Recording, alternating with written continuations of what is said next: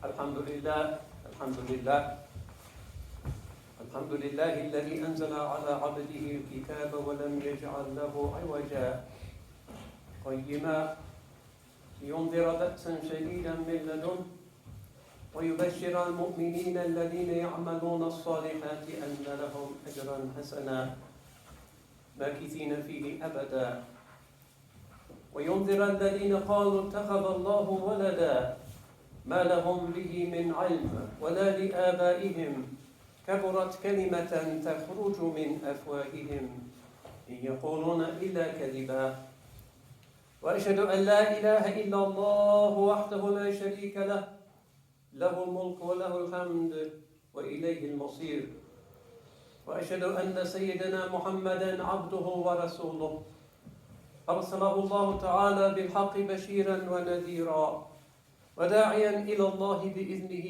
وسراجا منيرا فهو الرحمة المهداة والنعمة المصداة والسراج المنير اللهم صل وسلم وبارك عليه وعلى آله وصحبه وسلم تسليما كثيرا أما بعد فيا أيها الإخوة المؤمنون السلام عليكم ورحمة الله وبركاته قال الله عز وجل في كتابه الكريم أعوذ بالله من الشيطان الرجيم بسم الله الرحمن الرحيم واصبر نفسك مع الذين يدعون ربهم بالغداة والعشي يريدون وجهه صدق الله العظيم. Allah subhanahu wa ta'ala says, make yourself patient with those who call on their Lord morning and night, looking for his face. The meaning of this is more than we might think. Sometimes being with the brethren is hard work. You have to overlook their faults. You have to put up listening to the things they like to talk about. You have to overcome certain personal preferences. That's part of being a socialized human being. There's an element of sabr always in being with others. We're told in this noble ayah that we should seek out the company using this form of sabr with those who are calling on their Lord morning and night. Doing what? Seeking his face. You know this is a Quranic expression. Wajh Allah. God's face. God has no physical extension. How can he have bodily parts? What is his face? Well, his essence, his nature, his reality. In other words, these are people who are not performing for somebody else. Neither are they performing for themselves. Riya, ostentation, is not just about showing off to the person next to you in the mosque. It's not just about pleasing your parents because they want to think that they've got a pious son or daughter. It can be to oneself. Pleasing oneself by flattering oneself that one is a good and a pious person and one feels self-satisfied after praying, after fasting, whatever that might be. So this is something to be avoided. How do we avoid it? We do things only for the face of Allah subhanahu wa ta'ala, not for the turbulences and the tricks and the deceits of the self, which we understand so badly, but for wajh Allah, Allah's face. This ayah is related particularly in connection with the Ashab al-Kahf, the people of the cave. We know this surah and the four enigmatic stories which it contains, none of which is really like any of the other stories which the Quran contains. Surah al-Kahf, the cave, which it is sunnah to read on Jummah Khutbah, is a kind of bundle of mysteries. But let's take some lessons from it on this rather superficial level, because the Quran is speaking to the ruh, it's speaking to the deepest aspects of us. It's like any great, profound story or poem, it evokes things that we may not quite understand. It reaches deep down, beyond the simple mental level, into the soul itself. This is part of its mystery. Revealed to the Prophet's heart. نَزَّلَهُ عَلَى قَلْبِهِ alayhi salatu wassalam. And it should fall also upon our hearts. إِذْ أَوَى الْفِتْيَةُ إِلَى الْكَهْفِ. We know how the story starts. when the fitya, the young men, sought refuge in the cave. And what did they say? وَقَالُوا رَبَّنَا آتِنَا مِن لَدُنْكَ رَحْمَةً وَهَيِّئْ لَنَا مِنْ أَمْرِنَا رَشَدًا. It's a very famous dua. The best du'as that we have come from the Quran. It's a kind of treasure chest of beautiful things to say to Rabb al-Alameen, better than anything that mortal man could compose. So they say, as they enter the cave for this very mysterious kind of time warp that they're about to go in, maybe the string theorists, who knows, in Allah's wisdom, His way, in His wisdom of protecting them in that hour of persecution, they say, "O our Lord, grant us from you mercy and appoint us in our lives, in our affair, righteousness, correctness, appropriateness, goodness, rashad." That's the dua that they make. This is from their ikhlas, from their lack of riyah. They're speaking liwajhillah, to Allah's face. And they ask for mercy min ladunka. It's a very strange Arabic word, ladun. Certainly you don't hear it in ordinary Arabic speech. Ladun.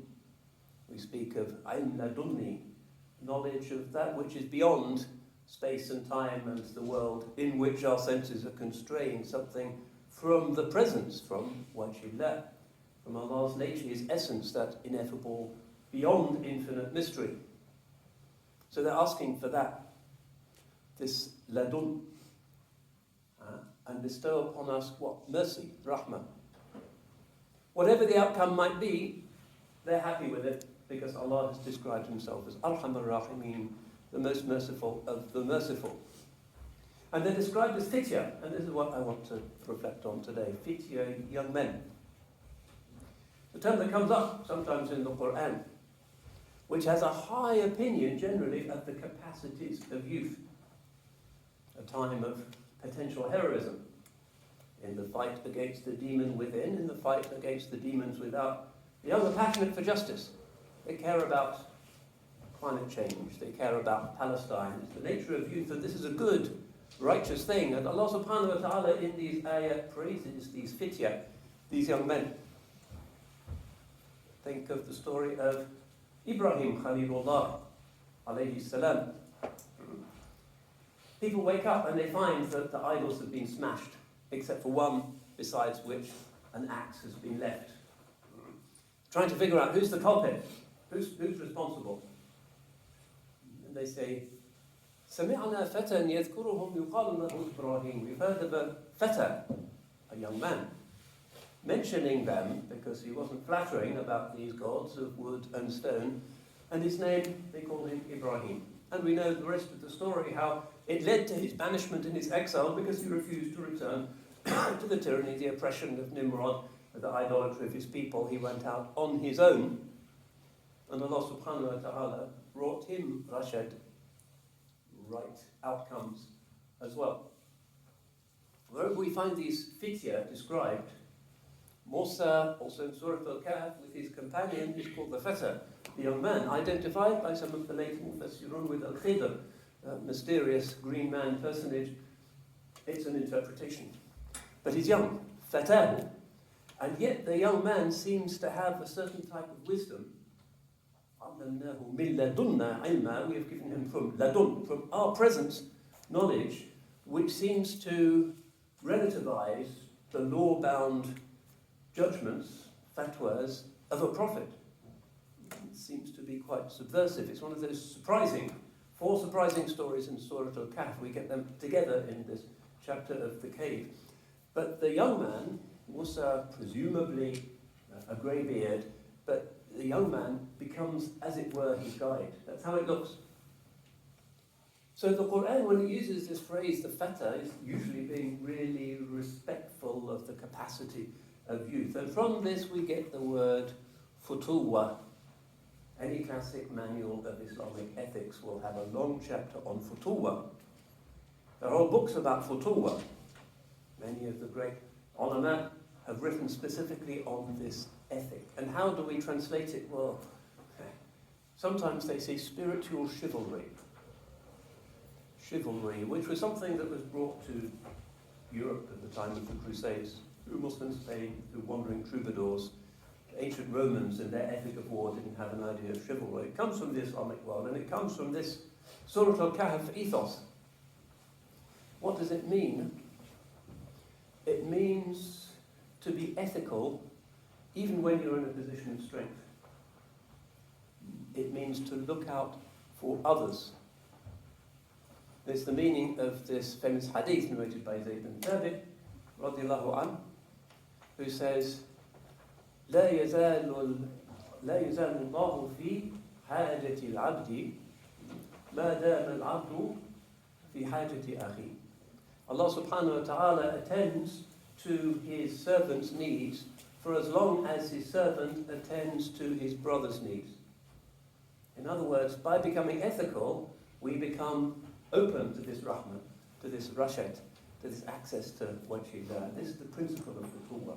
Often the ulama cite this hadith, and there are plenty of others like it, at the beginning of their discussion.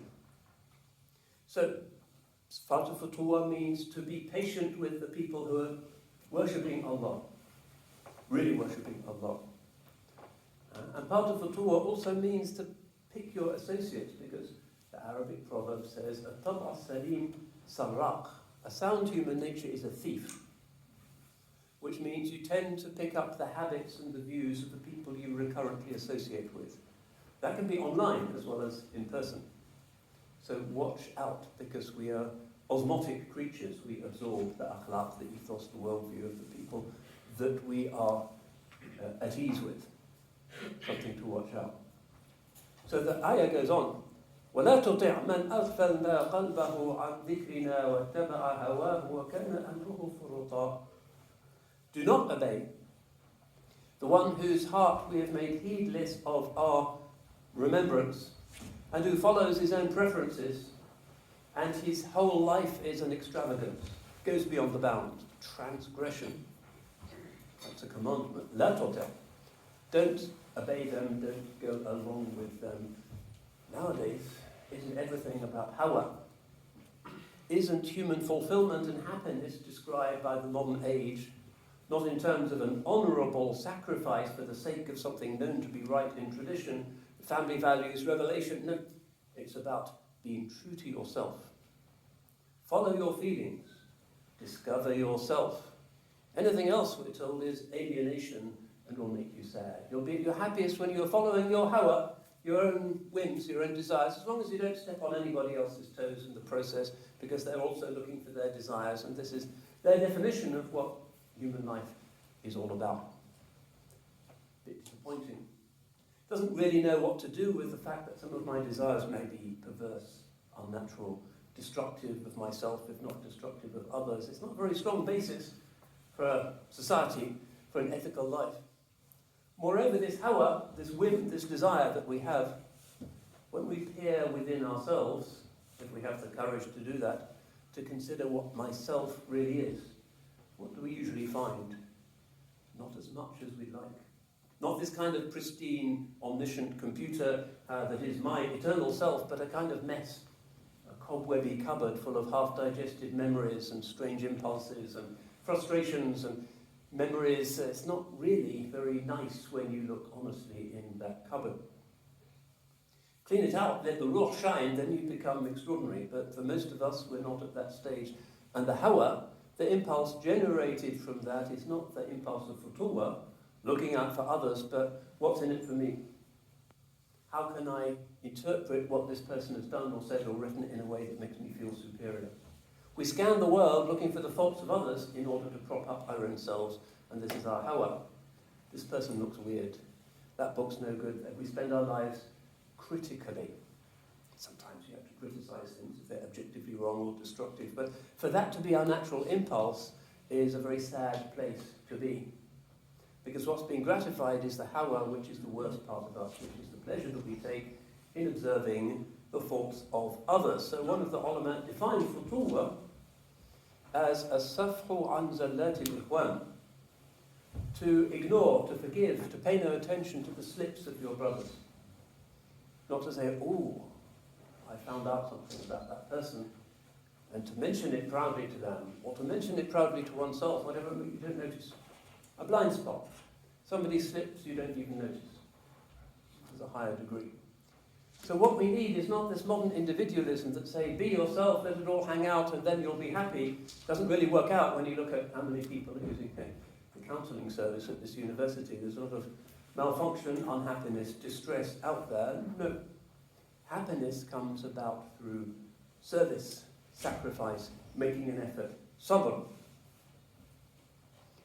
So much, so traditional, every traditional culture has known this. It's just modernity that turns it on its head and says your hawa is what you truly are and what will lead you on the path of felicity. But then we look at the way in which futuwa is interpreted, and in classical Islam it becomes a very big thing. Not just helping little old ladies across the road, but something bigger than that, a whole lifestyle. Now we know, alhamdulillah, that the sunnah is our lifestyle. In the ocean of confusions and modernity and questions and genders and desires and everything that's out there, this massive confusion that young people are confronted with, the sunnah gives you a kind of ship sailing through the sea. The company is sometimes a little bit difficult. There are storms. A lot of people don't like our ship particularly. But it's a ship. We have a form of life. We know what to do with ourselves, what to do with our minds, our spirits, our bodies. We have a way of being, and it's a beautiful one. It is an art of being that is nothing other than putting our shaky feet as carefully as we can in the footprints left by the chosen one, sallallahu alaihi wasallam. That's our lifestyle. Other people can become goths or punks or whatever it is, but we have an option that is not just what our hawa desires, but is modelling ourselves after a form of perfection. The chosen one, sallallahu alaihi wasallam. He really is the imam of the fityan, of the people of futuwa, putting others first. His whole life was that. At the age of 40 he receives the revelation. It's difficult. We know that Aisha radiallahu anha said that لَقَدْ رَأَيْتُهُ في اليوم الشديد البرد ينزل عليه الوحي وإن جبينه ليتفصل عرقا. I used to see him on a really cold day and his forehead was sweating. This is the qawl thaqil, the heavy word. Not an easy thing to carry. The terrifying encounter with the angel, the squeezing, the iqra, difficult. The alienation from his people. Choosing what was right when everybody else was following their own desires. Assassinations, death threats. The death of his companions, the hijrah to Ethiopia, the hijrah to Medina, the ahzab, the ghazawat, all of that. Quraysh offered him everything.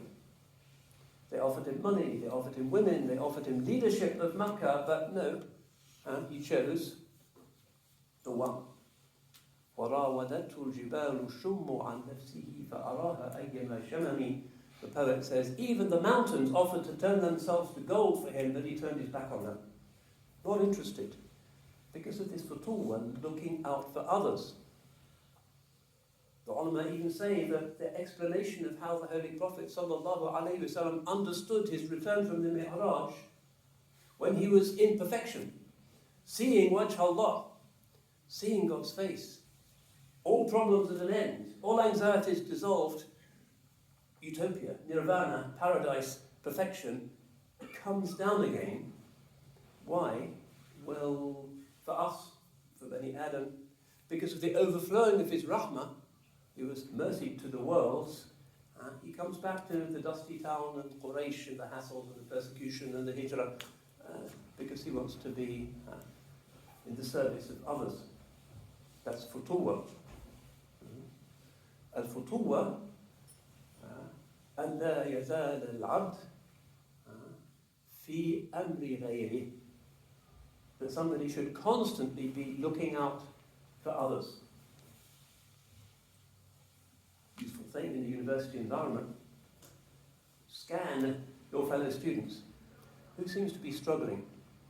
Who's the one who has difficulties? Maybe some disability. Who's the one who seems to be alone, not fitting in? Who's the one who is often not present at lectures? Yeah, you can often spot those people. Not difficult to just talk to them. They may find it hard at first, but it's good for them to feel that somebody is looking out for them, caring for them. Muslim or non-Muslim, part of futuwah is that everybody should be embraced by the generous hospitality of the believer. Al-futuwah, one of the ulama said, أَلَّا تُمَيِّزَ بَيْنَ أَنْ يَأْكُلَ عِنْدَكَ وَلِيٌّ أَوْ كَافِرٌ. Imam al-Qushayri reports from his teacher. Real futuwah, spiritual chivalry, is that you don't make a difference between hosting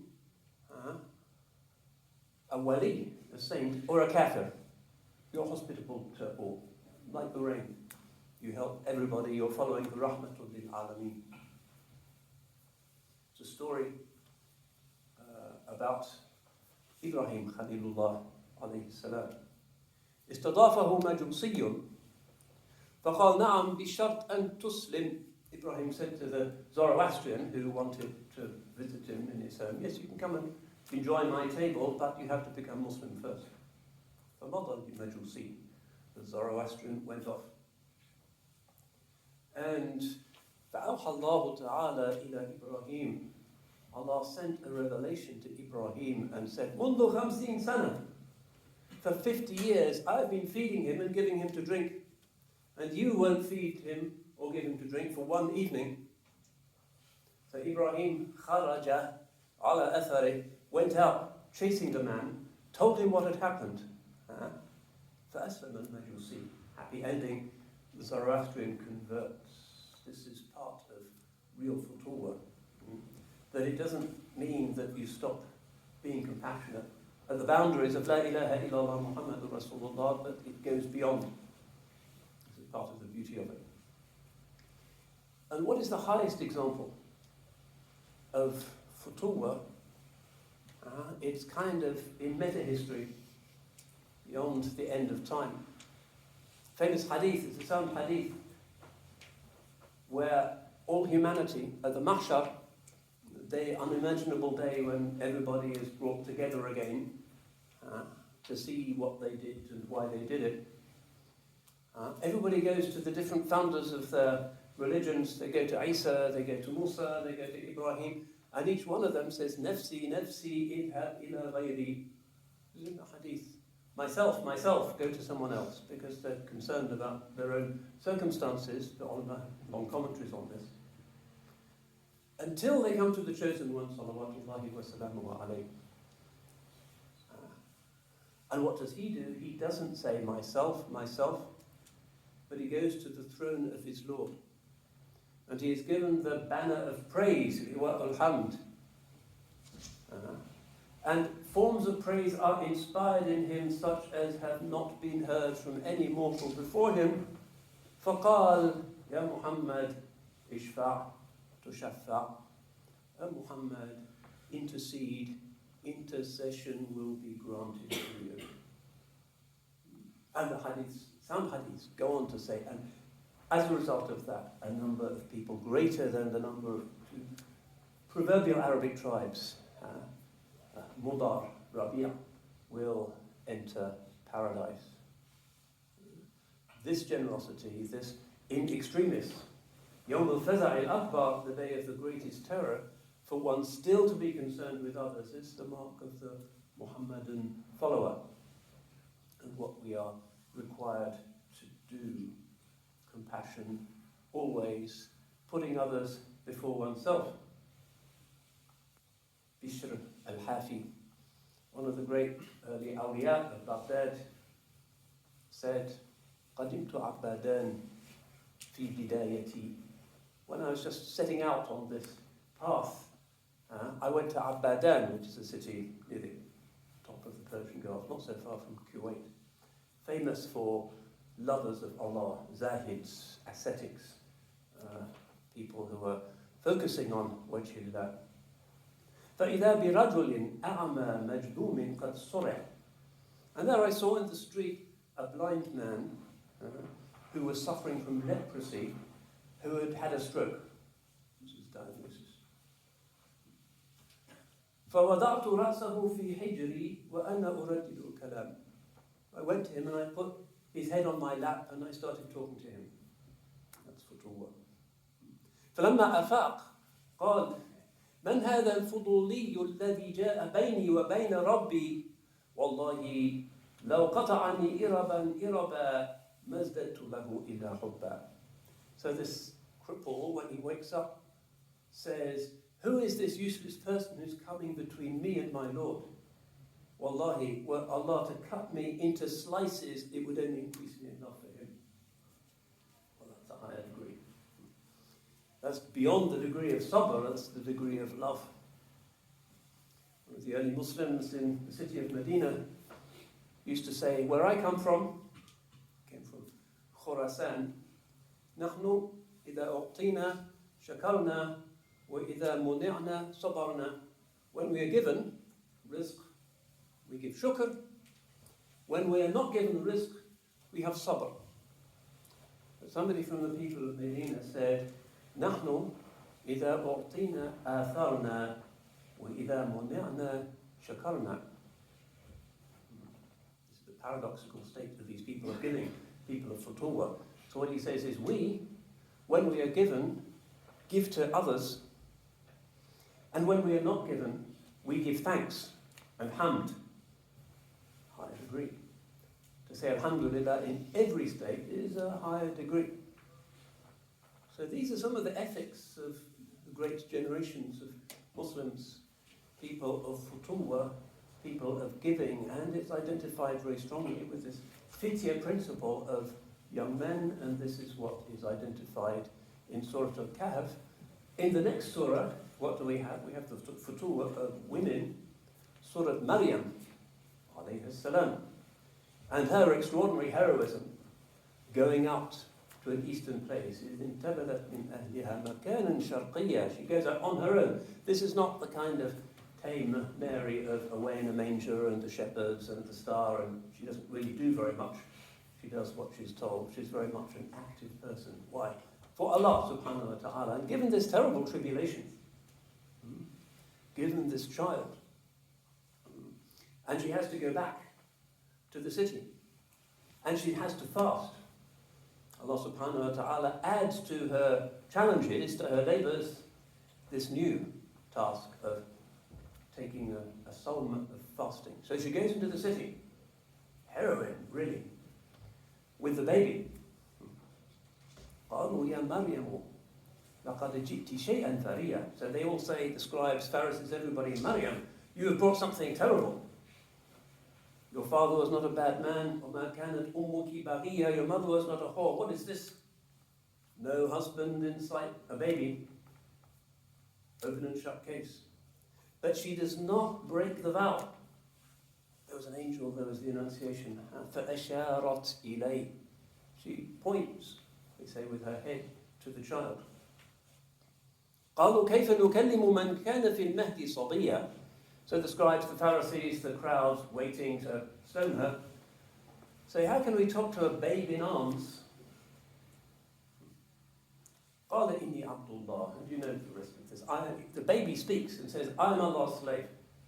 So she is vindicated, and they scatter in confusion. A miracle given to her because of her sabr, because of her complete obedience, but because of her willingness to go against the crowd, and that's very much in the footsteps of the Prophet. So what all these stories are telling us is that life, and particularly the golden period, Shakespeare speaks of the kingly state of youth. When one's health is good and one's mind is looking forward, but the passions are strong, that's the time really to set foundations. And the foundations are not some kind of inward philosophical meditation, but overwhelmingly they are practical. Youth is a time for doing things, for being active, for being vigorous. And we need to scan people to see who needs help. You go to Cambridge Station, you see a woman staggering under the weight of a suitcase, you offer to help. Even if they don't accept it, they feel good about that for the rest of the day. Such a little thing, but it's a sadaqah. Blind person, you help them get to Sainsbury's or wherever it is. Simple things, simple khadamat. This is the beginning of the path of futuwah. Always look in every human collectivity, not for people's faults, but for people's needs. Who can I help? Because this is ultimately helping yourself.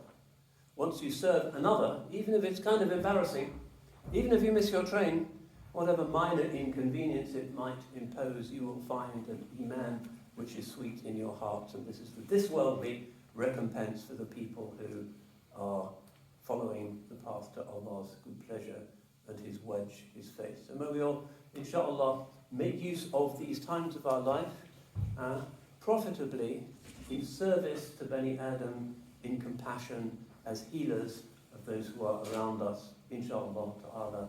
أقول قولي هذا واستغفر الله لي ولكم ولسائر المسلمين إنه هو الغفور الرحيم.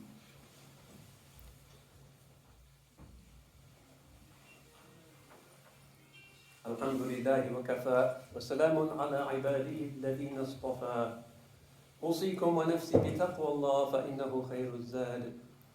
وإياكم ومحدثات الأمور فكل محدثة بدعة وكل بدعة ضلالة وكل ضلالة في النار.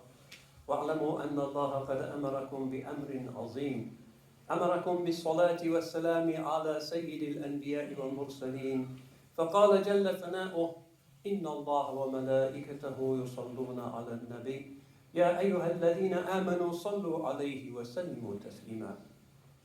اللهم صل على محمد وعلى آل محمد كما صليت على إبراهيم وعلى آل إبراهيم إنك حميد مجيد.